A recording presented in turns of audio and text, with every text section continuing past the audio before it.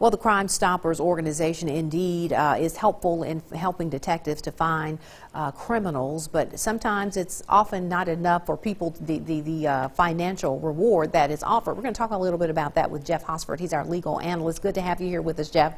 Thank you for having me. The financial incentive for a lot of people may not necessarily be enough because they are afraid that it truly is not an anonymous situation, but in fact it is, right? Obviously, the state's #1 priority is arresting the criminal and keeping the person that helps them do that safe. In this situation, typically what they do is they set up a system that ensures your safety if you were to report another individual.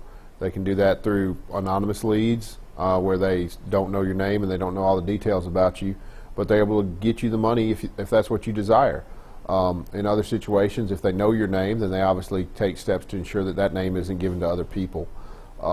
In this situation, in most cases, they just keep that secret from the people, and it's anonymous, just like if you went and talked to a lawyer or anyone else that keeps things private. The other component of this that people need to realize is that for Crimestoppers, your tip has to lead to an arrest in these situations. Simply giving a tip is not what gets you the $1,000, right? Yes, ma'am. Obviously, you got to give them something that's going to help them arrest the individual that's charged with the crime. My guess is it's probably the first person to give them that information too, so if you call and you're the 10th person, you're not going to be the one that gets the money. But basically what they're asking for is to say they show you a picture of some individual and you're able to help them identify that individual in some manner or some form, then they'll probably take that information, have him arrested or her arrested, and if that's what happens, then they would reward you for that tip.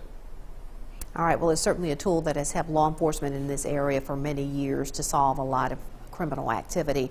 Of course, if you have a question that you would like Jeff to answer, you can send it to us at legalline@wcvi.com. We'll pass those questions along to him, and Jeff will answer them next time he's here. Great to have your perspective as always, Jeff. Thank you for having me. All right, see you next week.